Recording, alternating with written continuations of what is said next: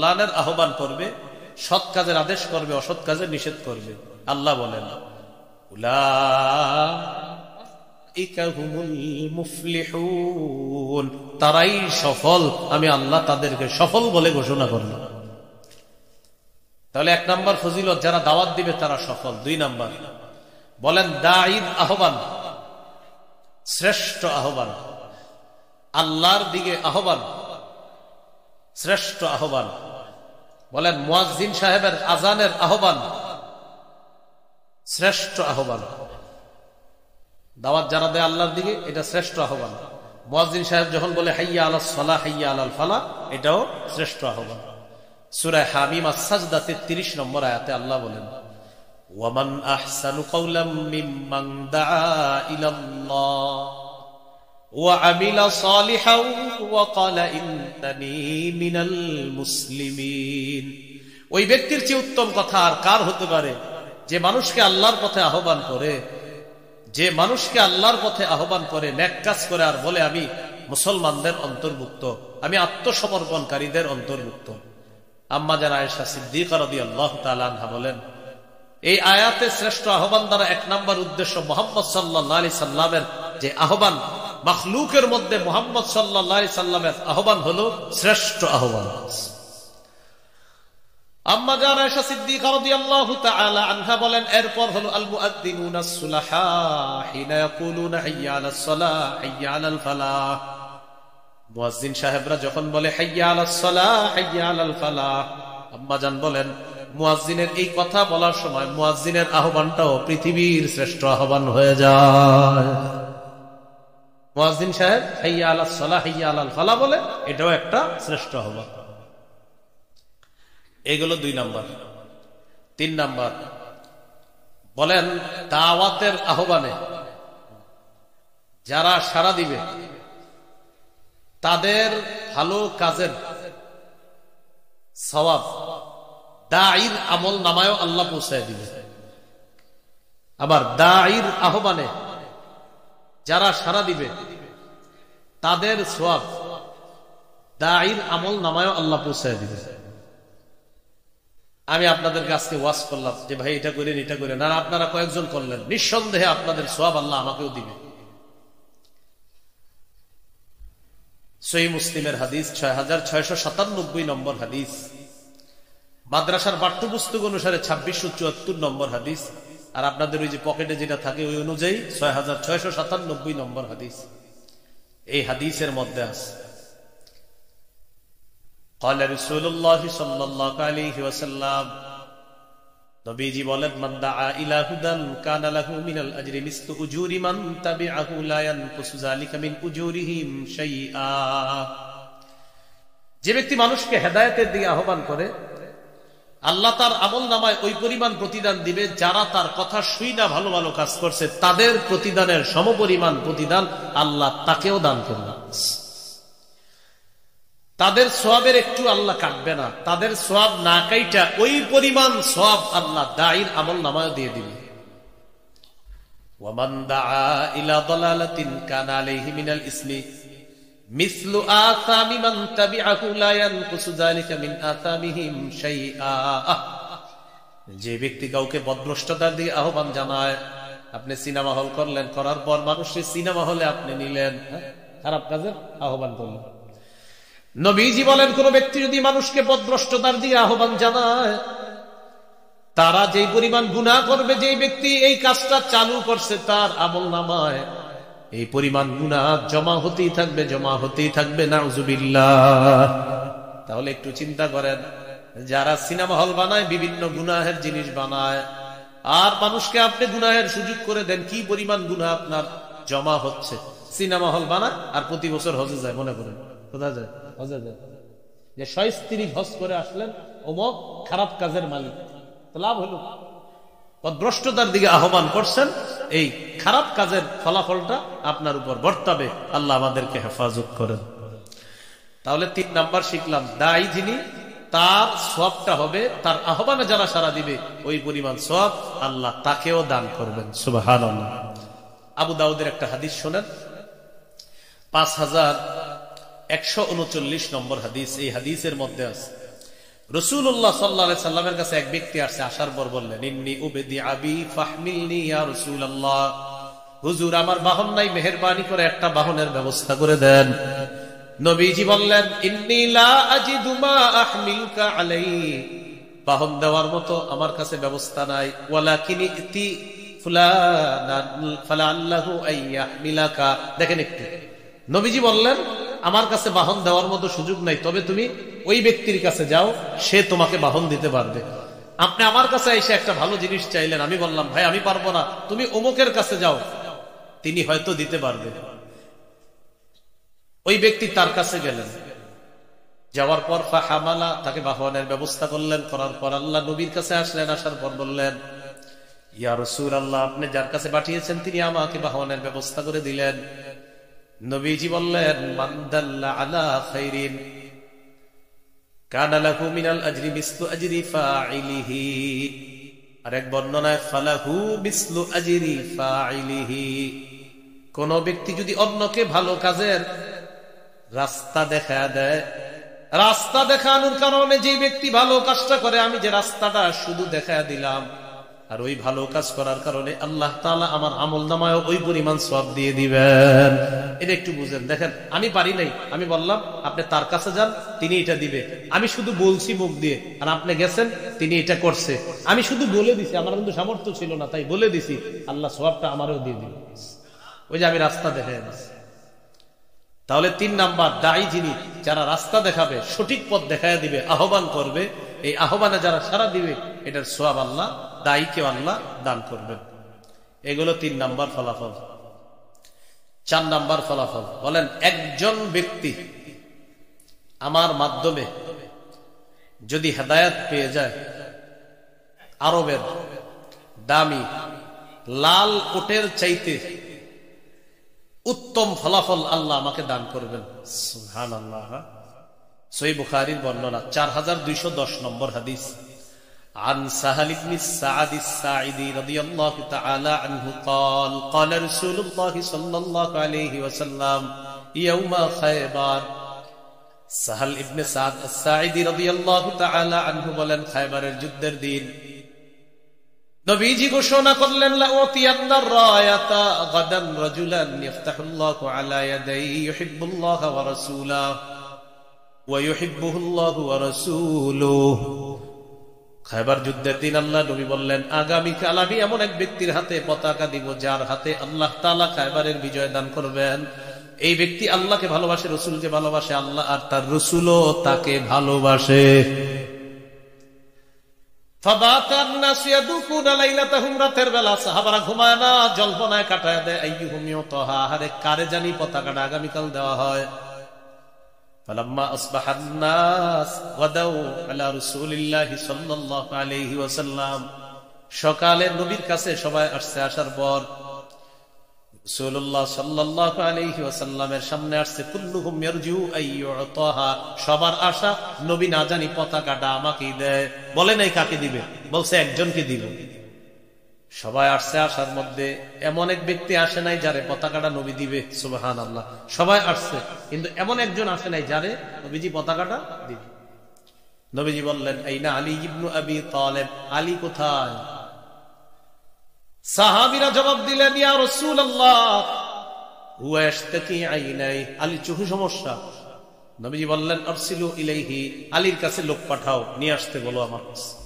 আসছে, আসার পর ফাবাসাফা রাসূলুল্লাহ সাল্লাল্লাহু আলাইহি ওয়াসাল্লাম ফি আইনাইহি, আলী রাদিয়াল্লাহু তাআলা আনহু দুই চোখের মধ্যে আল্লাহ নবীর পুতু লাগায়া দিছে। ওয়া দাআ লাহু, আর দোয়া করছে। সাথে সাথে আলী রাদিয়াল্লাহু তাআলা আনহুর দুই চোখ সুস্থ হয়ে যায়। কাআন্নাম ইয়াকুন বিহি ওয়াজাউন, সাহাবীরা বলেন, আলীর চোখের দিকে তাকায় মনে হলো জিন্দেগিতে এই চোখে কোনো সমস্যাই হয়নি। ফাআতাহুর রায়া, পতাকাটা দিয়ে দিছে। হযরত আলী রাদিয়াল্লাহু তাআলা আনহু বললেন, উকাতিলুহুম হাত্তা ইয়াকুনু মিসলানা ইয়া রাসূলুল্লাহ, হুজুর লড়াই করব কতক্ষণ? যতক্ষণ তারা মুসলমান না হয় ততক্ষণ লড়াই করব। বললেন, নবীজি বললেন, উনফুদ আলা রিসলিকা হাত্তা তানজিলা বিসাহাতিহি মালি, তুমি আপন অবস্থায় তাদের দ্বার প্রান্তে উপস্থিত হইবা, সেখানে যাওয়ার পর উদউহুম ইলাল ইসলাম, তাদেরকে ইসলামের প্রতি আহ্বান করবা, দাওয়াত দিবা, তাদেরকে ইসলামের প্রতি দাওয়াত দিবা। শোনো আলী, তাদেরকে বলে দিবা ফাখবিরহুম বিমা ইয়াজিবু আলাইহিম মিন হাক্কিল্লাহি ফীহি, আল্লাহর যে হকগুলা এই কর্তব্যগুলা তাদেরকে জানায়া দিবা। আলী মনে রাখবা ফাল্লাহি লা আইয়াহদিয়াল্লাহু বিকা রাজুলান ওয়াহিদান, লা আইয়াহদিয়াল্লাহু বিকা রাজুলান ওয়াহিদান খায়রুন লাকা মিন আইয়াকুনা লাকা হুমুরুন নাআম। আলী মনে রাখবা তোমার মাধ্যমে একজন ব্যক্তিকে আল্লাহ তাআলা যদি হেদায়েত দিয়ে দেন, আরবের লাল ওট পাওয়ার চাইতে এটা আরো বেশি কল্যাণকর। কি শিখলাম? 4 নাম্বার, যিনি দাওয়াত দিবেন একজন যদি হেদায়েত পেয়ে যায়, আল্লাহ তাকে আরবের মূল্যবান লাল উটের চাইতেও আরো বেশি নিয়ামত দান করবে। 5 নাম্বার ফলাফল, যারা দাওয়াত দিবে, দায়ী যারা, আহ্বান করবেন যারা, এটার 5 নাম্বার ফলাফল হলো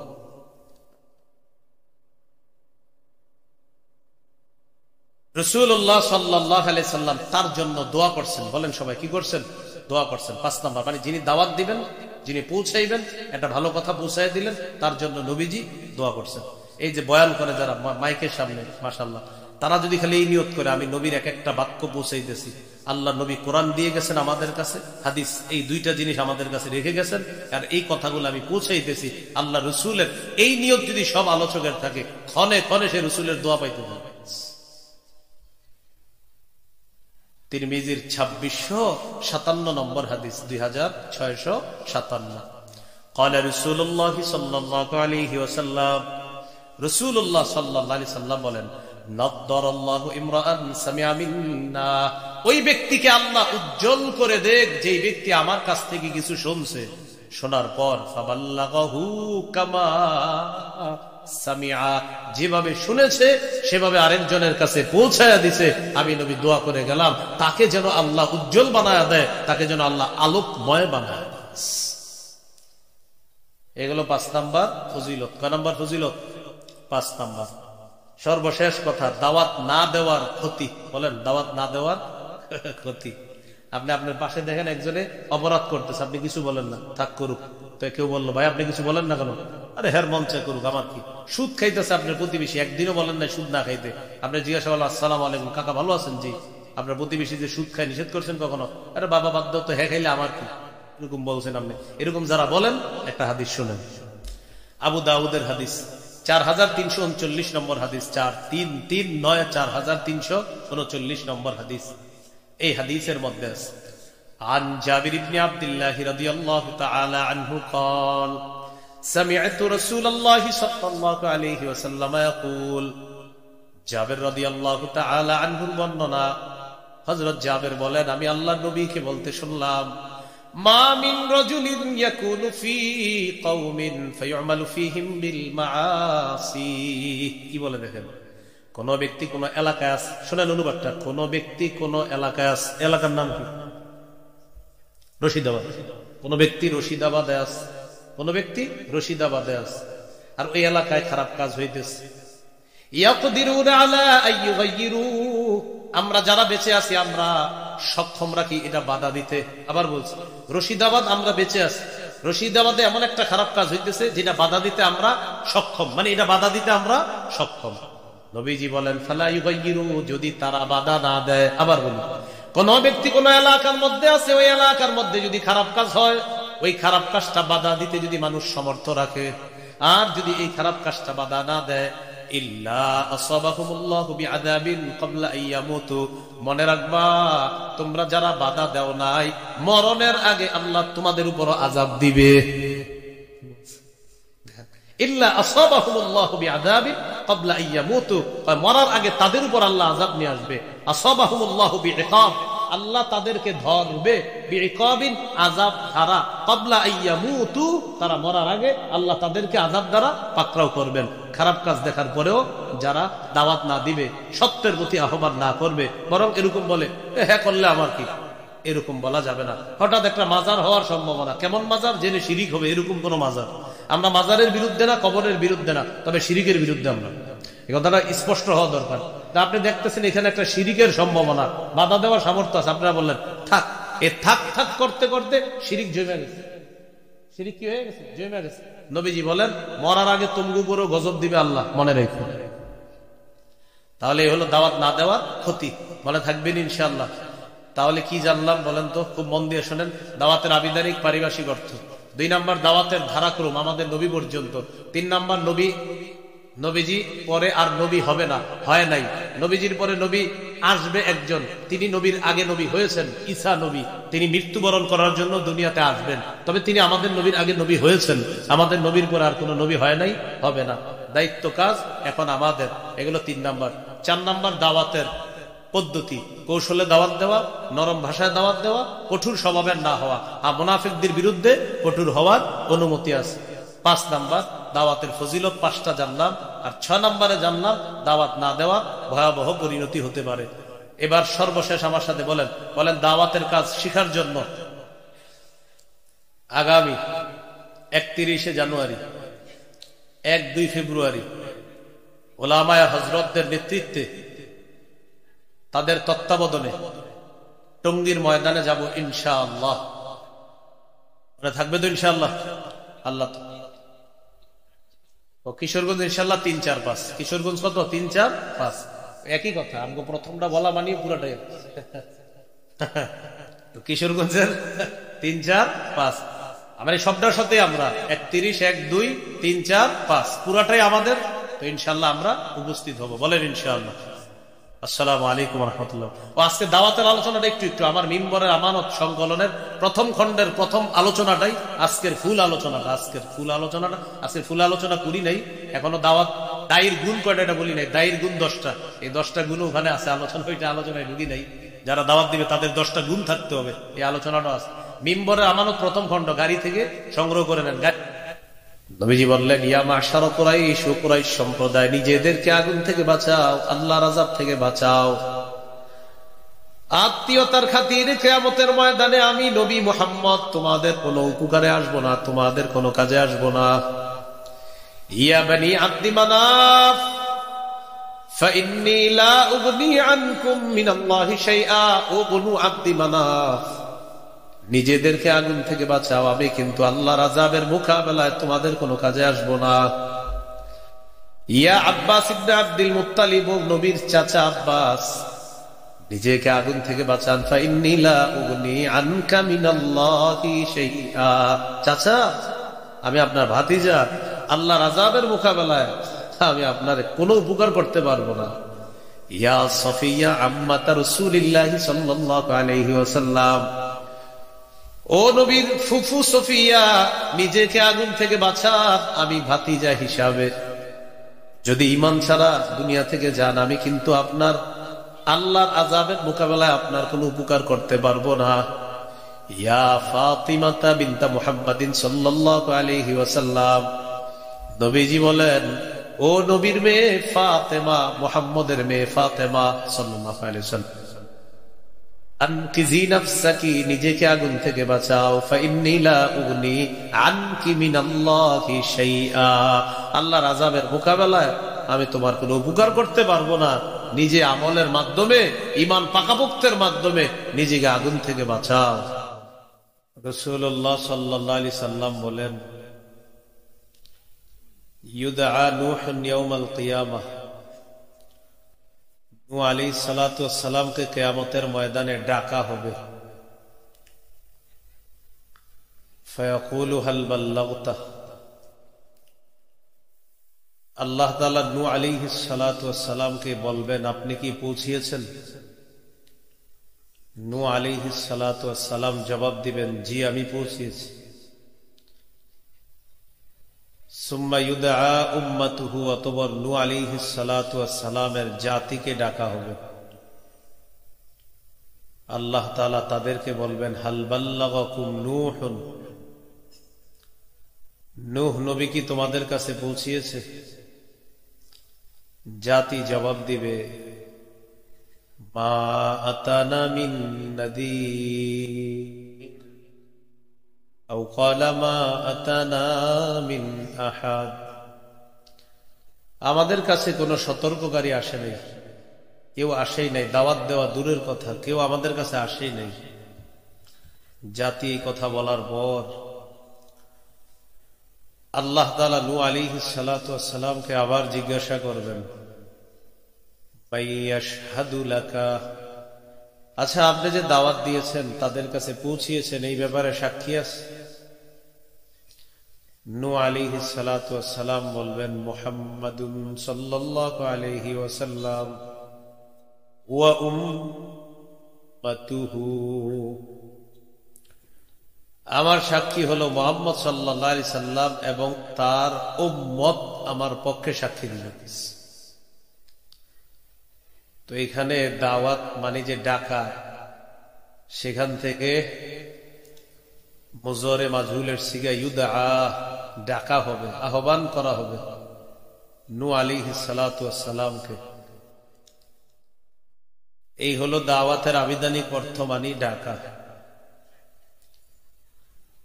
দাওয়াতের পারিভাষিক অর্থ শাইখুল ইসলাম ইবনে তাইমিয়া রাহমাতুল্লাহি আলাইহি বলেন, আদ-দাওয়াতু ইলাল্লাহ হিয়া আদ-দাওয়াতু ইলাল ঈমানি বিহি, আল্লাহর দিকে দাওয়াত দেওয়া মানে হলো আল্লাহর বিশ্বাসের দিকে দাওয়া। বাড়ায়েন না, আওয়াজ বাড়ায়েন না, কমান। এসার পর থেকে বাড়ানো শুরু করবেন, এখন শুধু কমাবে না। আল্লাহর দিকে দাওয়াত দেওয়া মানে আল্লাহর বিশ্বাসের দিকে দাওয়াত দেওয়া। আল্লাহর বিশ্বাসের দিকে দাওয়াত দেওয়া। এক মুমিন আরেক মুমিনকে দাওয়াত দিবে ঈমানের, সেটা কেমন দাওয়াত? ক্বালা রাসূলুল্লাহ সাল্লাল্লাহু আলাইহি ওয়াসাল্লাম জাদ্দিদু ঈমানাকুম, নবীজি বললেন তোমরা তোমাদের ঈমানকে তাজা করো। ক্বালু কাইফা নুজাদ্দিদু ঈমানানা ইয়া রাসূলুল্লাহ, ওগো আল্লাহর রাসূল আমরা আমাদের ঈমান কিভাবে তাজা করব? রাসূলুল্লাহ সাল্লাল্লাহু আলাইহি সাল্লাম বললেন, আকসিরু কওলা লা ইলাহা ইল্লাল্লাহ, যিকরা লা ইলাহা ইল্লাল্লাহ, বেশি বেশি লা ইলাহা ইল্লাল্লাহর আলোচনা করবা।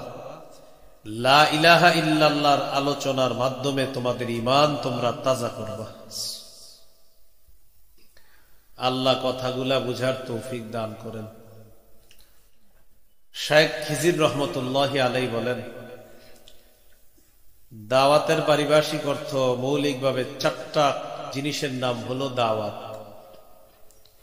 কয়টা জিনিসের নাম দাওয়াত? চারটা। হাথুন নাসি আলাল খাইর ওয়াল হুদা ওয়াল আমরি বিল মা'রুফি ওয়ান নাহyi আনিল মুনকার, মানুষকে হেদায়েতের প্রতি উৎসাহিত করা, মানুষকে কল্যাণের প্রতি উৎসাহিত করা, মানুষকে সৎ কাজের আদেশের প্রতি উৎসাহিত করা, মানুষকে অসৎ কাজের নিষেধের প্রতি উৎসাহিত করা। এই চার জিনিসের নাম হলো দাওয়াত। ভাই আপনারা হেদায়েতের উপরে চলবেন, এটা দাওয়াত। ভাই সদা সর্বদা কল্যাণের পথে চলবেন, এটা দাওয়াত। ভাই আপনারা সৎ কাজের আদেশ করবেন, এটাও দাওয়াত। ভাই অসৎ কাজ থেকে নিষেধ করবেন, এটাও দাওয়াত। এই হলো দাওয়াতের পারিভাষিক অর্থ।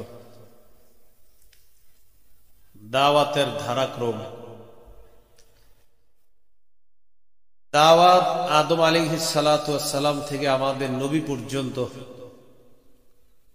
যেভাবে দাওয়াতের ধারাটা চলে এসেছে, আদম আলাইহিস সালাতু ওয়াস সালাম তিনি যখন দুনিয়াতে ছিলেন তখন একত্ববাদের বিশ্বাসী ছিল সবাই। এরপরে আস্তে আস্তে মানুষের মাঝে যখন শিরিক শুরু হলো, তখন আল্লাহ তাআলা শরীয়ত দিয়ে একজন নবী পাঠাইলেন, তার নাম নূহ আলাইহিস সালাতু ওয়াস সালাম। বিধান দিয়ে কোনটা সঠিক কোনটা বেঠিক নূহ আলাইহিস সালাতু ওয়াস সালাম দাওয়াত দিতে থাকলেন। এইভাবে হুদ আলাইহিস সালাম, সালেহ আলাইহিস সালাম, শুআইব আলাইহিস সালাতু ওয়াস সালাম তারা পর্যায়ক্রমে দাওয়াত দিলেন।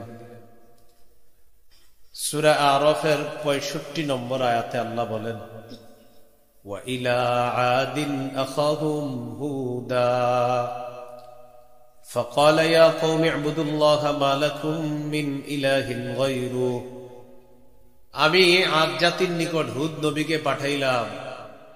তিনি বললেন, হে আমার সম্প্রদায়, তোমরা আল্লাহর ইবাদত করো, তিনি ছাড়া কোনো ইলাহ নাই।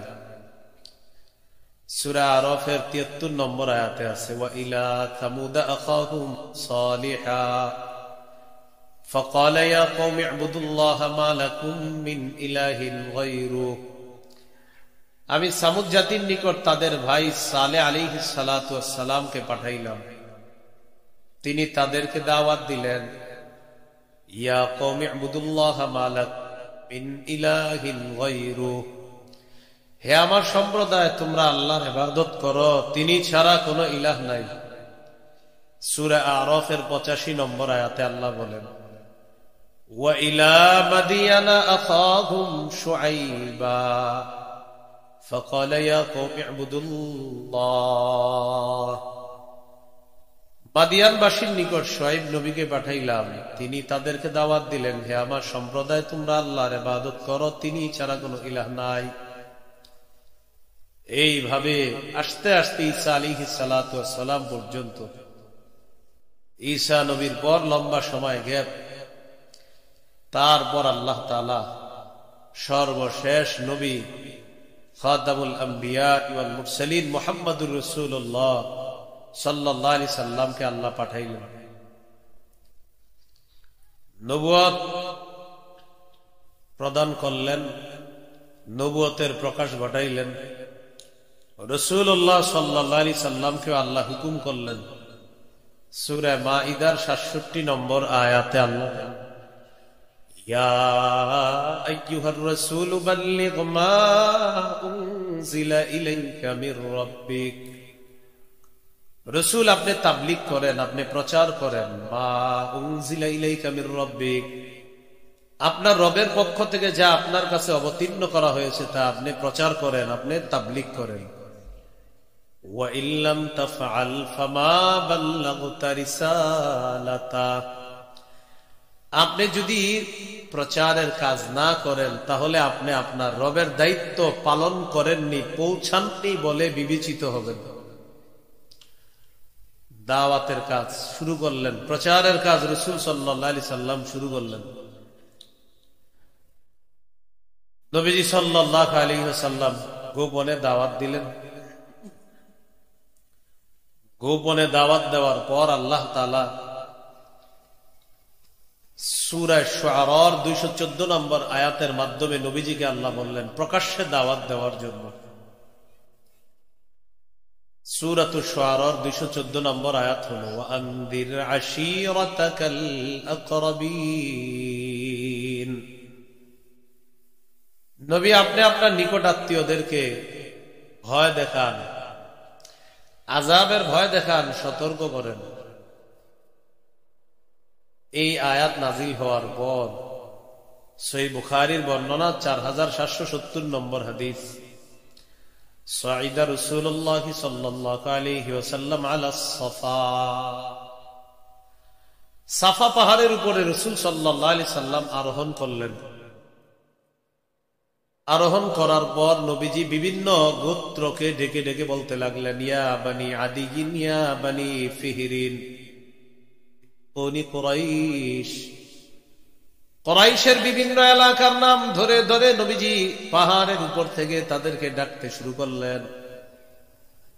ফাজাআ আবু লাহাবিন ওয়া কুরাইশ, আবু লাহাব আসলো, কুরাইশরা আসলো। ফাজাআলা আর-রাজুলু ইযা লাম ইস্তাতি আন ইয়াখরুজা আরসালা রাসূলান লিয়ানজুরা মা হুয়া, যে ব্যক্তি নিজে যেতে পারল না সে আরেকজনকে পাঠায়া দিল, দেখো তো মুহাম্মদ কি বলে, এটা জানার জন্য আরেকজনকে পাঠায়া দিল। আল্লাহ, সবাই আসলো মাঠের মধ্যে, রাসূল সাল্লাল্লাহু আলাইহি সাল্লাম পাহাড়ের উপরে। নবীজি তাদেরকে লক্ষ্য করে বললেন, আরাআইতাকুম লাউ আকবারতুকুম আন্না খাইলান বিল ওয়াদি তুরিদু আন তুদিরা আলাইকুম আকুনতুম মুসাদ্দিকিয়া, আমি যদি তোমাদেরকে বলি এই পাহাড়ের পিছনে একদল শত্রু সেনা অপেক্ষা করতেছে যারা তোমাদের উপর অতর্কিত হামলা চালাবে, তোমরা কি আমার কথা বিশ্বাস করবা? এটা বুখারীর 4770 নম্বর হাদিস। 4972 নম্বর হাদিসে আছে عن عبد الله بن عباس رضي الله تعالى عنهما أن رسول الله صلى الله عليه وسلم خرج إلى البطحاء فصعد إلى الجبل নবীজি বাতহা নামক একটা এলাকায় গেলেন, সেখানে গিয়ে পাহাড়ের উপর আরোহণ করলেন। পাহাড়ের উপর আরোহণ করার পর আল্লাহ নবী বললেন, ইয়া সবাহা। ইয়া সবাহা মানে হলো আরবের ইয়া সবাহা ইয়া মাসা বলা মানে হলো একটা সাংকেতিক ডাক। এইভাবে বললে আরবরা বুঝতো আমাদেরকে কেউ গুরুত্বপূর্ণ কাজে ডাকতেছে। সবাই দলে দলে বের হয়ে আসতে লাগলো। ঘটনা কি, মুহাম্মদ সাল্লাল্লাহু আলাইহি সাল্লাম আমাদেরকে ডাকে। ফাজতামাআত ইলাইহি কুরাইশ, কুরাইশরা একত্রিত হলো। নবীজি বললেন, আরাআইতুম ইন হাদাসতুকুম আন্নাল আদুওয়া মুসাব্বিহুকুম আও মুমাসসিকুম কুনতুম তুসাদ্দিকুনি। আমি যদি বলি শত্রুরা সকালে অথবা সন্ধ্যায় তোমাদের উপর হামলা চালাবে, আমার কথা বিশ্বাস করবা?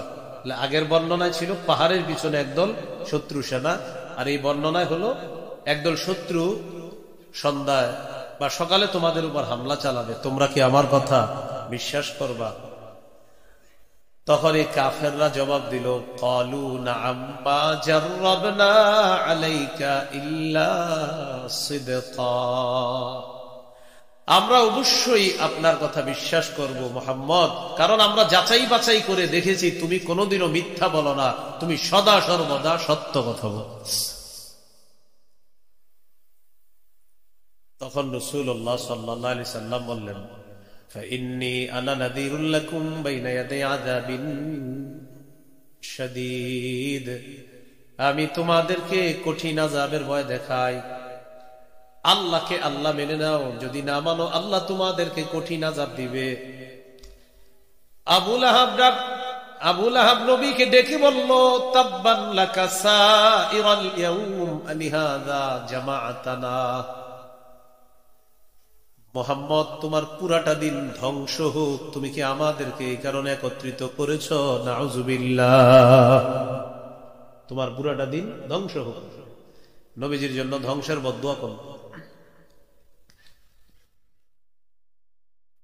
আল্লাহ তাআলা আয়াত নাযিল করছে, তাব্বাত ইয়াদা আবি লাহাবি ওয়া তাব। আমার নবী ধ্বংস হবে না, আবু লাহাবের দুই হাত ধ্বংস হোক, সে নিজেও ধ্বংস হোক। বলি নাউযুবিল্লাহ। এখান থেকে একটা বিষয় শিখতে পারলাম, হকের কাজে বাধা না দেওয়া। কি শিখলাম? হকের কাজে বাধা না দেওয়া। বলেন সবাই, হকের কাজে বাধা না দেওয়া। আবু লাহাব সত্য গিলতে পারে নাই, আবার বাধা দিচ্ছে। তেমন হতে পারে অনেক সময় আপনাদের সামনে হক কথা বলা হবে, তো বললে হতে পারে এটা আপনি নিতে পারবেন না, কিন্তু বাধা দিয়ে না। এরকম হইতে পারে যে না আপনি এটা কইলে হবে নাকি, না এটা কইলে উনি না কইলেও এটাই সত্য। মনে করেন এটা কথার কথা, আলহামদুলিল্লাহ সূরা যদি পৃথিবীর কেউ না পড়ে তাও এটা আল্লাহর কোরআনের কথা। মনে করেন আলহামদুলিল্লাহ সূরা আপনারা রাগ করলেন যে আমরা কেউ পড়বো না, এটা কি সমস্যাটা হবে বলেন আপনারা না পড়লেন? যদি বলেন আমরা না পড়লে এটা আর কোরআনের সূরা হবে না, নাউযুবিল্লাহ। না, এটা তো হতে পারে না, আপনার না পড়লেও এটা কোরআনের সূরা। তো দাওয়াতের কাজ আমরা না করলেও এটা সঠিক, আমরা করলেও এটা সঠিক। যারা করবে তারা সৌভাগ্যবান, যারা না করবে তারা হতভাগা। কোরআন পড়লে যারা পড়বে তারা সৌভাগ্যবান, না পড়বে হতভাগা। কোরআন যে সত্য এটা আমি আপনি না পড়লেও সত্য, পড়লেও সত্য। বাকি যারা পড়লো সৌভাগ্যবান, যারা পড়লো না হতভাগা। হকের কাজে বাধা দিছে আবু লাহাব, এটা সঠিক হয়নি। তো প্রকাশ্যে দাওয়াতের কাজ শুরু করলেন রাসূল সাল্লাল্লাহু আলাইহি সাল্লাম। আত্মীয়দেরকে দিয়েই শুরু করলেন। আগে সহিহ বুখারীর বর্ণনা 2753 নম্বর হাদিস, 2753। قال رسول الله صلى الله عليه وسلم اشتروا أنفسكم فإني لا أغني عنكم من الله شيئا। নবীজি বললেন, ইয়া মাশার কুরাইশ, ও কুরাইশ সম্প্রদায়, নিজেদেরকে আগুন থেকে বাঁচাও, আল্লাহর আযাব থেকে বাঁচাও। আত্মীয়তার খাতিরে কিয়ামতের ময়দানে আমি নবী মুহাম্মদ তোমাদের কোনো উপকারে আসবো না, তোমাদের কোনো কাজে আসবো না। ইয়া বনি আব্দি মানাফ ফাইন্নী লা উগনি আনকুম মিনাল্লাহি শাইআ। ও বনু আব্দি মানাফ, নিজেদেরকে আগুন থেকে বাঁচাও, আমি কিন্তু আল্লাহর আযাবের মোকাবেলায় তোমাদের কোনো কাজে আসবো না। ইয়া আব্বাস ইবনে আব্দুল মুত্তালিব, নবীর চাচা আব্বাস, নিজেকে আগুন থেকে বাঁচান। ফাইন্নী লা উগনি আনকা মিনাল্লাহি শাইআ। চাচা, আমি আপনার ভাতিজা, আল্লাহর আযাবের মোকাবেলায় আমি আপনার কোনো উপকার করতে পারবো না। ইয়া সফিয়া আম্মাতা রাসূলিল্লাহি সাল্লাল্লাহু আলাইহি ওয়াসাল্লাম, ও নবীর ফুফু সফিয়া, নিজেকে আগুন থেকে বাঁচান, আমি ভাতিজা হিসাবে যদি ঈমান ছাড়া দুনিয়া থেকে যান, আমি কিন্তু আপনার আল্লাহর আযাবের মোকাবেলায় আপনার কোনো উপকার করতে পারবো না। ইয়া ফাতিমাতা বিনতা মুহাম্মাদিন সাল্লাল্লাহু আলাইহি ওয়াসাল্লাম, নবীজি বলেন, ও নবীর মেয়ে ফাতেমা, মুহাম্মদের মেয়ে ফাতেমা সাল্লাল্লাহু আলাইহি ওয়াসাল্লাম, আনকিজি নাফসাকি, নিজেকে আগুন থেকে বাঁচাও। ফাইন্নী লা উগনি আনকি মিনাল্লাহি শাইআ। আল্লাহর আযাবের মোকাবেলায় আমি তোমার কোনো উপকার করতে পারবো না। নিজে আমলের মাধ্যমে, ঈমান পাকাপোক্তের মাধ্যমে নিজেকে আগুন থেকে বাঁচাও। নিকটদের থেকে আল্লাহ রাসূল আগে দাওয়াত দিলেন, আযাবের ভয় দেখাইলেন, সতর্ক করলেন নিকটজনদেরকে। এখান থেকে শিক্ষা, দাওয়াতের কাজ যারা আমরা করব, প্রতিবেশীকে দাওয়াত তো দিবই দিব, নিজের ঘরে যারা আছে আশেপাশে তাদেরকে প্রথমে বেশি বেশি দাওয়াত দিতে হবে। তো রাসূল সাল্লাল্লাহু আলাইহি সাল্লাম দাওয়াতের কাজ প্রকাশ্যে করতে করতে আল্লাহ রাসূল সাল্লাল্লাহু আলাইহি ওয়াসাল্লাম, ওনার পরে আর কোন নবী হবে না, নবীজি সাল্লাল্লাহু আলাইহি সাল্লামের দায়িত্বটা অন্যরা পালন করতে হবে, যেহেতু নবীজির পরে আর নবী হবে না। সহিহ বুখারীর বর্ণনা 3535 নম্বর হাদিস, قال رسول الله صلى الله عليه وسلم إن مثلي ومثل الأنبياء من قبلي كمثل رجل بنى بيتا فأحسنه وأجمله। নবীজি বলেন, আমার আর আমার পূর্ববর্তী নবীদের দৃষ্টান্ত হলো এমন এক ব্যক্তির মতো, যে ব্যক্তি একটি ঘর বানিয়েছে, সুন্দরভাবে ঘরটা সাজিয়েছে, ইল্লা মাউদিআ লাবিনাতিন ফি জাবিয়া, ঘরের কোনায় একটা ইটের জায়গা ফাঁকা। একটা ঘর বানিয়েছে, ঘরটা সুন্দরভাবে সাজিয়েছে, ঘরের কোনায় একটা ইটের জায়গা ফাঁকা। বলেন আপনারা, ঘর সমাপ্ত নাকি অসমাপ্ত? ফাজআলান নাসু ইয়াতুফুনা বিহি ওয়া ইয়াজাবুনা লা, মানুষ ঘরটার চারপাশে যায় ঘরটা দেখতে দেখতে। যখন মানুষ ওই ইটের কাছে যায়, যাওয়ার পর দেখে ঘরের কোনায় একটা ইট লাগানো হয় না, মানুষ আশ্চর্য হয়ে যায়। ফাজআলান নাসু ইয়াতুফুনা বিহি ওয়া ইয়াজাবুনা লা ওয়া ইয়াকুলুনা হাল্লা উদিআত হাদিহিল লাবিনা, মানুষ ঘরের চারপাশে ঘুরে আশ্চর্য হয়ে যায় আর বলে, এই ইটটা কেন লাগানো হলো না? এত সুন্দর একটা ঘর, একটা ইটের জায়গা কেন ফাঁকা? নবীজি বলেন, আনাল্লাবিনা আনা খাতামুন নবিয়িন লা নাবিয়্যা বাদি, শোনো তোমরা, যে ইটটা লাগানো হয় নাই, আমি হলাম সেই ইট। সুবহানাল্লাহ। আদম নবী থেকে ঈসা নবী পর্যন্ত আল্লাহ তাআলা ঘর সাজিয়েছেন, ঘরের কোন একটা ইটের জায়গা ফাঁকা, মানে আমি নবী মুহাম্মদ সাল্লাল্লাহু আলাইহি ওয়াসাল্লাম তখনও আসি নাই। আমাকে আল্লাহ তাআলা দুনিয়াতে পাঠানোর মাধ্যমে ওই ঘরের কোনায় যে ইটের জায়গাটা ফাঁকা, ওই জায়গা আল্লাহ সমাপ্ত করে দিয়ে নবুয়তের ঘরের সৌন্দর্যের সমাপ্ত আমি নবীর মাধ্যমে আল্লাহ করে দিয়েছেন। আনা খাতামুন নবিয়্যিন, আমি শেষ নবী, লা নাবিয়্যা বাদি, আমার পরে আর নবী, আমার পরে আর নবী আসবে না। কারা কারা বলছেন? বলেন হবে না। বলেন আমার পরে আর নবী হবে না। বলেন, বলেন আমাদের নবীর পরে আর নবী হবে না। ঈসা নবী আমাদের নবীর আগে নবী হয়েছেন। বলেন, তিনি এখনো মৃত্যুবরণ করেননি। মৃত্যুর বিধান বাস্তবায়িত হওয়ার জন্য তিনি আবার দুনিয়াতে আসবেন। তবে তিনি নবী আগে হয়েছেন, মনে রাখবে না? আমাদের নবীর পরে আর নবী হয় নাই, হবে না। এখন আপনারে একদল প্রশ্ন করবে, ঈসা নবী আসবে, তা আপনি বলবেন আসলে আপনার সমস্যা কি? ঈসা নবী আসলে আপনার সমস্যা কি? এটা হলো একটা সম্প্রদায় আছে যারা ধোঁকাবাজি করে, যাদের মসজিদের সামনে, অফিসের সামনে লেখা আছে লা ইলাহা ইল্লাল্লাহু মুহাম্মাদুর রাসূলুল্লাহ। কালিমা দেখে বুঝার উপায় নাই তারা যে মুসলমান না। কালিমা তো ঠিক আছে, এদের কালিমা যখন আপনি দেখবেন, দেখার পর আপনি টেনশনে পড়ে যাবেন, আমরাও তো এই কালিমা পড়ি, তারাও এই কালিমা পড়ে, তাহলে হুজুররা তাদেরকে এত মিছিল দিয়ে কেন বলে তারা কাফের? তখন তাদের কাছে আপনি যাবেন, যাওয়ার পর বলবেন ভাই লা ইলাহা ইল্লাল্লাহু মুহাম্মাদুর রাসূলুল্লাহ, এটার অনুবাদ করেন।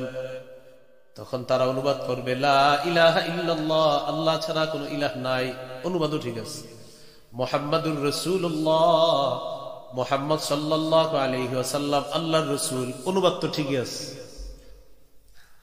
আল্লাহ ছাড়া কোনো ইলাহ নাই, মুহাম্মদ সাল্লাল্লাহু আলাইহি ওয়াসাল্লাম আল্লাহর রাসূল, অনুবাদ কি আছে? ঠিক আছে। তাহলে অনুবাদও ঠিক আছে, কালিমাও ঠিক আছে, হুজুররা এদেরকে কেন কাফের বলে? এবার তাকে আপনি বলবেন সূরা আহজাবের 40 নম্বর আয়াতের অনুবাদটা একটু শোনান তো আমাকে। তো পকেটে তো কোরআন আছে বাংলা, ওটা আপনারে শোনায় দিবে। মা কানা মুহাম্মাদুন আবা আহাদিম মিন জালিকুম, মুহাম্মদ সাল্লাল্লাহু আলাইহি সাল্লাম তোমাদের কোন সাবালেক পুরুষের পিতা নন, অনুবাদও ঠিক আছে। ওয়ালাকির রাসূলুল্লাহ, তবে তিনি আল্লাহর রাসূল, এতটুকুর অনুবাদও ঠিক আছে। এরপরে ওয়া খাতামান নবীন, এটার অনুবাদ হলো তিনি শেষ নবী। বলেন কি নবী? তখন এই থাইমা যাবে, আপনারা বলবে ভাই একটু চা খাইতে আসেন, এগুলো হাত ধরে বলবে কি একটু চা খাবেন, চলুন। কেন চা কেন খাবো? খাতামান নবীর অর্থ কি সেটা বলবে, বলে একটু চা পান খাইতে খাইতে বলি আমরা। আপনি বলবেন খাতামান নবীর অর্থ মুহাম্মদ সাল্লাল্লাহু আলাইহি ওয়াসাল্লাম শেষ নবী, বাস এটাই অনুবাদ। আপনি আবার কি শিখাবেন? বলবে এটা একটা ব্যাখ্যা সাপেক্ষে। সাথে সাথে বলবেন ইমাম গাজালি রহমতুল্লাহ আলাইহি বলে দিয়েছেন খাতামান নবীর অর্থ মুহাম্মদ সাল্লাল্লাহু আলাইহি ওয়াসাল্লাম শেষ নবী। আমাদের এই মুহাম্মদ সাল্লাল্লাহু আলাইহি সাল্লাম শেষ নবী, তারপরে নবী হয় নাই, হবে না, তারপরে আর নবী নাই। এই আয়াতে ব্যাখ্যার সুযোগ নাই, কি নাই? ব্যাখ্যা সুযোগ নাই। তো খাতামান নবীন আপনার ব্যাখ্যা করে বুঝাইতে চাবে এই সেই, তখন যখন আপনার সাথে পারবে না, শেষে বলবে ভাই তোমাদের নবীর পরে আর নবী, আপনি বলবেন হবে না। হ্যাঁ, আবার বলবে নবীর পরে, আপনি বলবেন নবী হবে না। বারবার বলবে, আপনি বারবার বলবেন নবীর পরে নবী হবে না, আসবে না, একবারও বলবেন না, বলবেন হবে না। হঠাৎ আপনার সাথে ধোঁকাবাজি করে বলবে ঈসা নবী আসবে, আপনি বলবেন ঈসা নবী আসবে, তবে ঈসা নবী আমাদের নবীর আগে নবী হয়েছেন, নতুন করে নবী হবে না। এই জন্য ধোঁকাবাজ আপনাকে ধোঁকা দিতে বলবে ঈসা নবী আসতে পারলে আমাদের গুরুদাসপুরের অমুকে কেন আসতে পারে না? আপনি বলবেন আমাদের নবীর পরে আর নবী নাই, নবী হয় নাই, হবে না। এই কথা যার বিশ্বাস হবে না তার ঈমান নাই। আর আমাদের নবীর পরে নতুন করে যদি কেউ বলে সে নবী, সে কাফের, তার অনুসারীরা কাফের। মুনাফিক রূপী মুসলমান মার্কা মুনাফিক গুলা যদি তাদের অনুসার হয়, ওই অনুসারীরাও কাফের। যারা বলবে আমাদের নবীর পরে নতুন করে নবী হয়েছে বা হবে বা সম্ভাবনা আছে, সে কাফের, তার অনুসারী কাফের। মুনাফিক রূপী মুসলমান কিছু আছে যারা মুসলমান পরিচয় নাম ধারণ করে, তো এই মুনাফিক মার্কা শয়তান যদি তাদের সমর্থন করে, তারাও কাফের। তাহলে দাবি কাফের, অনুসারী কাফের, সমর্থনকারী কাফের। বলেন যে দাবি করবে কাফের, অনুসারী কাফের, সমর্থনকারী। তাহলে এখন থেকে কি বলবেন? আমাদের নবীর পরে নবী হবে না। বলেন আমাদের নবীর পরে নবী হবে না। বলেন হয় নাই, হবে না, সম্ভাবনাও নাই। এবার আপনারে পেঁচাইতে যাবে, বলবে ঈসা নবী, আপনি বলবেন চান্দু ঈসা নবী আমাদের নবীর আগে নবী হয়েছেন, তো ঈসা নবী আসবে, আপনি বলবেন আসলে আপনার সমস্যা কি? তিনি নবী হবেন না, তিনি হয়ে গিয়েছেন, নতুন করে আসবে এমন বিষয়টা হলো তিনি মৃত্যুবরণ করেন নাই, তার মৃত্যু হবে এজন্য তিনি দুনিয়াতে আসবেন, বাকি নবী হয়েছেন আগে। তাহলে আমাদের নবীর পরে আর নবী নাই, হয় নাই, হবে না, এটা হলো মনে রাখবেন। তো রাসূল সাল্লাল্লাহু আলাইহি সাল্লামের পরে যেহেতু আর নবী হবে না, তাহলে এই দাওয়াতের কাজ কারা করবে? সহিহ বুখারীর বর্ণনা 3467 নম্বর হাদিস, قال رسول الله صلى الله عليه وسلم بلغوا عني ولو آية। রাসূলুল্লাহ সাল্লাল্লাহু আলাইহি সাল্লাম বলেন, আমার পক্ষ থেকে একটা আয়াতও যদি জানো, এটা অন্যের কাছে তোমরা পৌঁছে দাও। তাহলে দায়িত্বটা এখন আমাদের। বলেন কাদের? আমাদের। এই দাওয়াতের কাজ আমরা করতে হবে। আমরা কেন করব? সূরা আলী ইমরানের 110 নম্বর আয়াতে আল্লাহ বলেন, কুনতুম খায়রা উম্মাতিন উখরিজাত লিন-নাস তা'মুরুনা বিল মা'রুফি ওয়া তানহাউনা আনিল মুনকার। আল্লাহ তাআলা বলেন, তোমরাই শ্রেষ্ঠ উম্মত, তোমাদেরকে মানুষের কল্যাণে বের করা হয়েছে, সৎ কাজের আদেশ করবা, অসৎ কাজের নিষেধ করবা। মনে রাখবেন, সৎ কাজের আদেশ করা, অসৎ কাজের নিষেধ করা হলো শ্রেষ্ঠ উম্মত হওয়ার পরিচয়। যদি বলেন আমি শ্রেষ্ঠ উম্মত হতে চাই, সৎ কাজের আদেশ করতে হবে, অসৎ কাজের নিষেধ করতে হবে। তবে আমাদের সমাজে একটা চরম সত্য কথা হলো, আমরা সৎ কাজের আদেশ অনেক বেশি করি, অসৎ কাজের নিষেধ হিকমতের সাথে এড়িয়ে চলি। কিসের সাথে? হিকমতের অপব্যবহার অনেকে করে, এটা বুঝেও না। যেমন সামনে রমজান মাস, রমজান মাসে রোজা রাখেন ভাই, এটা সবাই বলি, কিন্তু রমজানে যারা বিরিয়ানি বিক্রি করে লাল কাপড় লাগায়, এদেরকে গিয়ে কয়জন বাধা দিছি বলেন?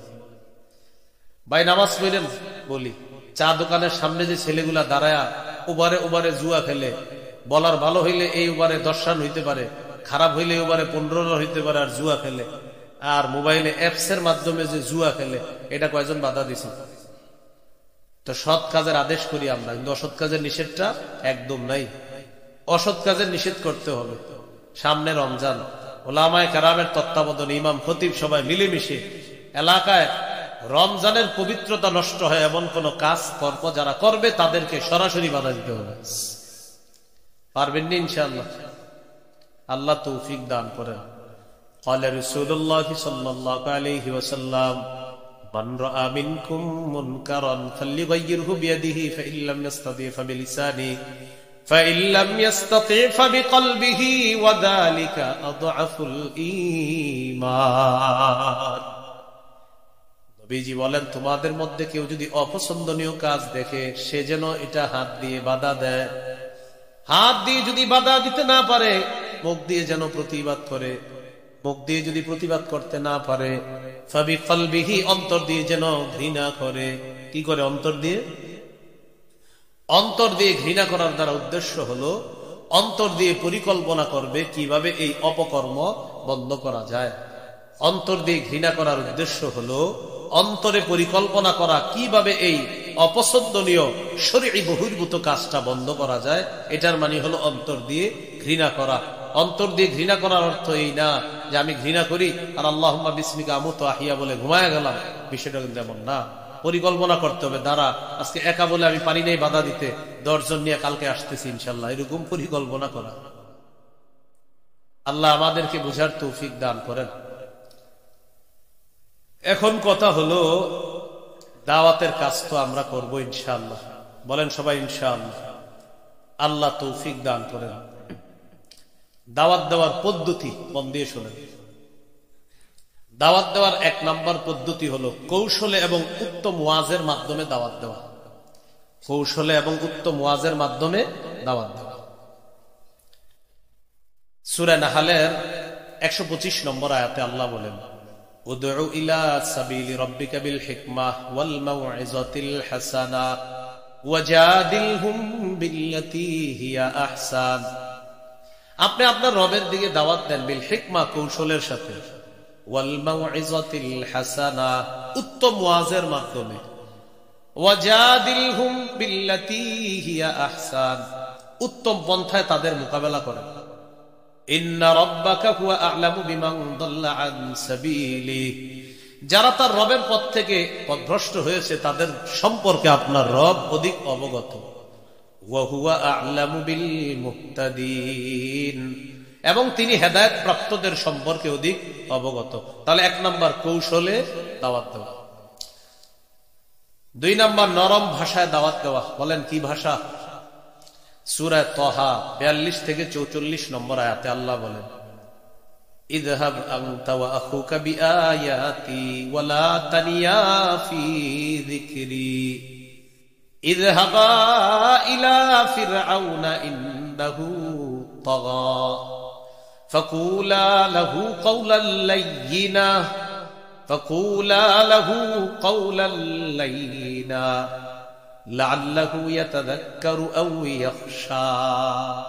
কি বলেন? আল্লাহ তাআলা বলেন, ইযহাব আনতা ওয়া আখুকা বিআয়াতি, আপনি এবং আপনার ভাই হারুন আমার আয়াতগুলো নিয়ে যান, ওয়ালা তানিয়া ফি যিকরি, আমাকে স্মরণ করার ক্ষেত্রে অলসতা করবেন না। ইযহাবা ইলা ফিরআউনা ইন্নাহু তাগা, আপনারা 2 জন ফেরাউনের কাছে যান, ফেরাউন নাফরমান।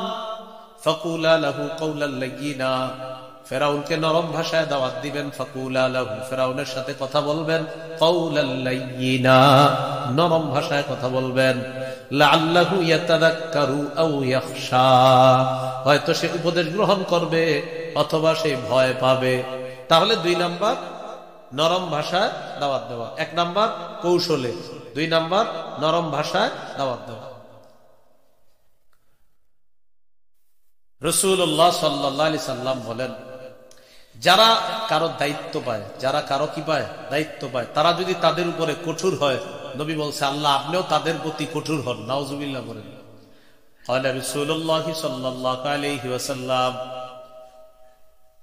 নবীজি বলেন, মান ওয়ালিয়া মিন আমরি উম্মতি শাইআ, আল্লাহকে বললেন আল্লাহুম্মা মান ওয়ালিয়া মিন আমরি উম্মতি শাইআ ফাশাক্কা আলাইহিম ফাশফুক বিহি, আল্লাহ আমার উম্মতের দায়িত্ব যদি কোনো মানুষ পায়, পাওয়ার পর দায়িত্ব পেয়ে যদি ওই মানুষটা আমার উম্মতের উপর জুলুম করে, নির্যাতন করে, তাদের প্রতি কঠোর আচরণ করে, মাবুদ গো আপনিও তাদের প্রতি কঠোর আচরণ করেন। কি বলে দেখেন, আমার উম্মতের দায়িত্ব যদি কেউ পায়, পাওয়ার পর সে যদি তাদের উপর কঠোর আচরণ করে, আল্লাহ আপনিও তার প্রতি রূঢ় হন, কঠোর আচরণ তার সাথে করেন। ওয়ামান ওয়ালিয়া মিন আমরি উম্মতি শাইআ ফারাফাকা বিহিম ফারফুক বিহি, আল্লাহ আমার উম্মতের দায়িত্ব পাওয়ার পর কেউ যদি তাদের প্রতি সহনীয় আচরণ করে, সহনশীল হয়, নম্র আচরণ করে, তাদের প্রতি দয়া করে, মাবুদ আমি নবী দোয়া করলাম আপনিও তাদের প্রতি দয়া করেন। এখান থেকে অনেক বড় শিক্ষা। দায়িত্ব ছোট হোক বড় হোক, যে দায়িত্ব পাবেন এটা শুকরিয়ার বিষয়, এটা জুলুম করার বিষয় না। আপনি নিয়ত করলেন খালি কোনো মতে পায়া লই রে, খবর আছে, নাউজুবিল্লাহ, এই নিয়ত, এইগুলা যদি নিয়ত হয়, বাংলাদেশের জনগণ জুলুমের বিরুদ্ধে এক হওয়া দরকার। সে যেই জুলুম করবে এটার প্রতিরোধ করার জন্য সবাই এক হওয়া দরকার। মানে জালেমকে কোনো সুযোগ দেওয়া যাবে না, যে কোনো জালেমকে সুযোগ দেওয়ার, এই জালেমের বিরুদ্ধে, যে কোনো জুলুমের বিরুদ্ধে জনগণ এক থাকা এটা জরুরি বিষয়। তো বলছিলাম, নবীজি বলেন আমার উম্মতের দায়িত্বকে পাওয়ার পর তাদের প্রতি যদি নম্র আচরণ প্রদর্শন করে, আল্লাহ আপনিও তার প্রতি দয়া করেন, আপনি তার প্রতি নম্র আচরণ করেন, তার প্রতি আপনি দয়া করেন। 3 নাম্বার কঠোর না হওয়া। বলেন কি না হওয়া? 1 নাম্বার কৌশলে দাওয়াত দেওয়া, 2 নাম্বার নরম ভাষায়, 3 নাম্বার কঠোর না হওয়া। সূরা আলী ইমরান 159 নম্বর আয়াতে আল্লাহ বলেন, ফাবিমা রাহমাতিম মিনাল্লাহি লিনতা লাহুম, আল্লাহর রহমতে আপনি তাদের প্রতি নরম হয়েছেন, আল্লাহর রহমতে আপনি তাদের প্রতি নরম হয়েছেন। নবীকে বলতেছে, ওয়ালাউ কুনতা ফাজ্জান, নবী আপনি যদি রূঢ় ভাষী হতেন, গালিজাল কলবি, কঠোর হৃদয়ের অধিকারী যদি আপনি হতেন। কি বলে দেখেন, ওয়ালাউ কুনতা ফাজ্জান, নবী আপনি যদি কর্কশ ভাষী হতেন, অথবা আপনি যদি কঠোর হৃদয়ের অধিকারী হতেন, লানফাদ্দু মিন হাওলিক, সাহাবীরা আপনার আশেপাশ থেকে সবাই সরে যাইত। আপনি যদি কর্কশ ভাষী হতেন, আপনি যদি কঠিন হৃদয়ের অধিকারী হতেন, সাহাবীরা আপনার কাছ থেকে দূরে সরে যাইত। তাহলে কি শিখলাম? কর্কশ ভাষী না হওয়া, যিনি দায়ী হবেন তিনি কর্কশ ভাষী না হওয়া, তার কঠোর হৃদয়ের অধিকারী না হওয়া। এখন আমার সাথে একটু বলেন প্রয়োজনে কেউ কেউ জোরালো বক্তব্য দেওয়া দরকার। বলেন সবাই, প্রয়োজনে কারো কারো জোরালো বক্তব্য দেওয়া দরকার। এটা শরীয়ত বহির্ভূত না। বলেন যেমন মাওলানা মামুনুল হক সাহেব যে বক্তব্য দেয় এটা হাদিস সম্মত বক্তব্য। এবার আপনি তার বিরোধিতা করার আগে আপনি আগে বুঝবেন যে এটা শরীয়ত। তিনি এক জায়গায় একটা কথা বলছিল অনেক আগে, আমার মনে আছে, যে আমার বক্তব্য যদি শরীয়ত বহির্ভূত কেউ প্রমাণ করতে পারে আমি এইভাবে বক্তব্য দিব না। এটা শোনার পর আমি চিন্তা করলাম, বাবা এমন সাহস নিয়ে কিভাবে কথা বললো। তখন দেখলাম হাদিসের মধ্যে সমর্থন আছে, তিনি যে স্টাইলে বক্তব্য দেয় এই বক্তব্যের সমর্থন হাদিসে আছে। চ্যালেঞ্জ করতে যে আমার বক্তব্যের বিরোধিতা কেউ যদি কোরআন সুন্নাহ অনুযায়ী করতে পারে যে আমার বক্তব্য এই পন্থা সঠিক না, তো আমি বক্তব্য দিব না। তা আমি চিন্তা, আমি তখনও আপনার মাওলানা হইনি, আমি অনেক আগে হুজুর বলছিলেন একটা কথা। হুজুর অনেক, আমি যখন মাদাইনে সাব করি দ্বিতীয় বর্ষে উত্তরা, তখন 2.5 ঘন্টা একটা ভাষণ দিছিল দক্ষিণখানে। আপনার হুজুরের আব্বা চিফ গেস্ট ছিলেন, প্রধান অতিথি। হুজুরের হাত থেকে আমরা পুরস্কার নিয়েছিলাম, ওখানে ভাষণ দিয়েছিলেন সুবহানাল্লাহ, ইন্নাল্লাযীনা ক্বালু রাব্বুনাল্লাহু সুম্মা ইসতাকামু, এই আয়াতের উপরে আজীব ব্যাখ্যা। হুজুরের তো এখন আপনারা বয়ান শোনেন না, খালি ভাষণ শোনেন। সেদিন আমি বয়ান শুনছিলাম, ইন্নাল্লাযীনা ক্বালু রাব্বুনাল্লাহু সুম্মা ইসতাকামু, এই আয়াতের উপর 2.5 ঘন্টা বয়ান করছিলেন। তো বয়ানের মাঝে মাঝে ভাষণ দিয়েছিলেন হালকা হালকা, কিন্তু ওদিন বয়ান শুনছিলাম, আজীব বয়ান। তো যাই হোক, এই যে মাঝে মাঝে জোরালো বক্তব্য কারো কারো দেওয়া, এটা দরকার। এটা যারা পারে তারা দেওয়া, এটা জাতিকে জাগিয়ে দেওয়া, এটা জরুরি বিষয়। যেমন সূরা তাহরিমের 9 নম্বর আয়াতে আছে, আল্লাহ বলেন, ইয়া আইয়ুহান নাবিয়্যু জাহিদিল কুফফারা ওয়াল মুনাফিকিনা ওয়াগলুজ আলাইহিম। নবী আপনি কাফের মুনাফিকদের বিরুদ্ধে লড়াই করেন, ওয়াগলুজ আলাইহিম, তাদের বিরুদ্ধে কঠোর হন। এখন আমাদের দেশে কি মুনাফিক আছে? আরে বলেন আসেনি? তাদের বিরুদ্ধে কঠোর হওয়া এটা কি কোরআনের বাহিরে না ভিতরে? ওয়াগলুজ আলাইহিম, তাদের বিরুদ্ধে কঠোর হন। ইবনে মাজার 45 নম্বর হাদিস, আন্নান নবী সাল্লাল্লাহু আলাইহি ওয়াসাল্লাম ইদা খাতাবা, দেখেন নবীজি যখন ভাষণ দিতেন, ভাষণ দেওয়ার সময় নবীজির অবস্থা এমন হতো, ইহমাররাত আইনা, আল্লাহর নবীর চোখ লাল হয়ে যেত। কি হয়ে যেত? ওয়া আলা সাউতুহু, আওয়াজ উঁচু হয়ে যেত। ওয়াশতাদ্দা গদবুহু, প্রচন্ড রাগ হয়ে যেতেন। কি? আরে মিলান মিলান, ইহমাররাত আইনাহু, মাঝে মাঝে আল্লাহর নবী এমন জোরালো ভাষণ দিতেন তার চোখ লাল হয়ে যেত। ওয়া আলা সাউতুহু, তার আওয়াজ উঁচু হয়ে যেত। আওয়াজ কি হতো? আরে আলা সৌতুহুর একদম সরল অনুবাদ, আলা উঁচু হতো, সৌতুহু তার আওয়াজ। আওয়াজ উঁচু হওয়ার দলিল আসেনি?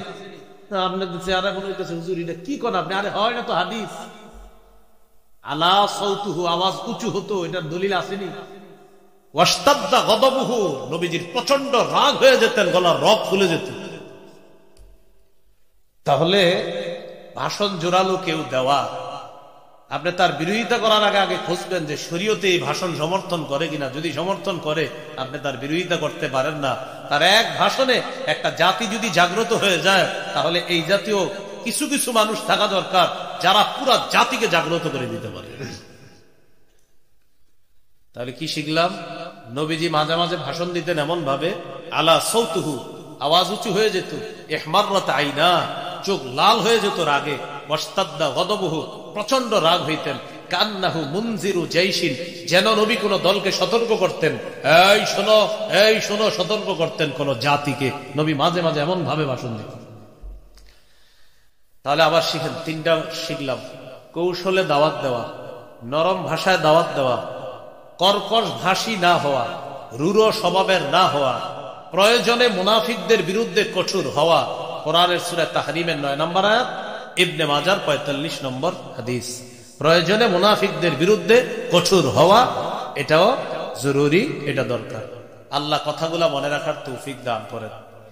এগুলো দাওয়াতের পদ্ধতি, দাওয়াতের ফজিলত। দাওয়াতের 1 নম্বর ফজিলত, যারা দাওয়াত দিবে আল্লাহ কোরআনে তাদেরকে সফল বলে ঘোষণা করছে। সূরা আলী ইমরানের 104 নম্বর আয়াতে আল্লাহ বলেন, ওয়ালতাকুম মিনকুম উম্মাতুন ইয়াদউনা ইলাল খায়র, তোমাদের মধ্যে এমন একটা দল থাকা উচিত যারা কল্যাণের প্রতি আহ্বান করবে মানুষকে। ওয়ায়ামুরুনা বিল মা'রুফি ওয়া ইয়ানহাউনা আনিল মুনকার, সৎ কাজের আদেশ করবে, অসৎ কাজের নিষেধ করবে। তোমাদের মধ্যে এমন একটা দল থাকা উচিত যারা মানুষকে কল্যাণের আহ্বান করবে, সৎ কাজের আদেশ করবে, অসৎ কাজের নিষেধ করবে। আল্লাহ বলেন উলাইকা হুমুল মুফলিহুন, তারাই সফল, আমি আল্লাহ তাদেরকে সফল বলে ঘোষণা করলাম। তাহলে 1 নম্বর ফজিলত, যারা দাওয়াত দিবে তারা সফল। 2 নম্বর বলেন দাঈর আহ্বান, শ্রেষ্ঠ আহ্বান, আল্লাহর দিকে আহ্বান, শ্রেষ্ঠ আহ্বান। বলেন মুয়াজ্জিন সাহেবের আজানের আহ্বান, শ্রেষ্ঠ আহ্বান। দাওয়াত যারা দেয় আল্লাহর দিকে, এটা শ্রেষ্ঠ আহ্বান। মুয়াজ্জিন সাহেব যখন বলে হাইয়া আলাস সালাহ, হাইয়া আলাল ফালাহ, এটাও শ্রেষ্ঠ আহ্বান। সূরা হামিম আস-সাজদা 33 নম্বর আয়াতে আল্লাহ বলেন ওয়ামান আহসানু কাওলাম মিম্মান দাআ ইলাল্লাহ ওয়া আমিলা সালিহান ওয়া ক্বালা ইন্নানী মিনাল মুসলিমিন। ওই ব্যক্তির চেয়ে উত্তম কথা আর কার হতে পারে যে মানুষকে আল্লাহর পথে আহ্বান করে, যে মানুষকে আল্লাহর পথে আহ্বান করে, নেক কাজ করে আর বলে আমি মুসলমানদের অন্তর্ভুক্ত, আমি আত্মসমর্পণকারীদের অন্তর্ভুক্ত। আম্মা জান আয়েশা সিদ্দিকা রাদিয়াল্লাহু তাআলা আনহা বলেন এই আয়াতে শ্রেষ্ঠ আহ্বান দ্বারা 1 নম্বর উদ্দেশ্য মুহাম্মদ সাল্লাল্লাহু আলাইহি সাল্লামের যে আহ্বান, মাখলুকের মধ্যে মুহাম্মদ সাল্লাল্লাহু আলাইহি সাল্লামের আহ্বান হলো শ্রেষ্ঠ আহ্বান। আম্মা জান আয়েশা সিদ্দিকা রাদিয়াল্লাহু তাআলা আনহা বলেন এরপর হলো আল মুআদ্দিনুনাস সুলাহা হিনা ইয়াকুলুনা হাইয়া আলাস সালাহ হাইয়া আলাল ফালাহ। মুয়াজ্জিন সাহেবরা যখন বলে হাইয়া আলাস সালাহ হাইয়া আলাল ফালাহ, আম্মা জান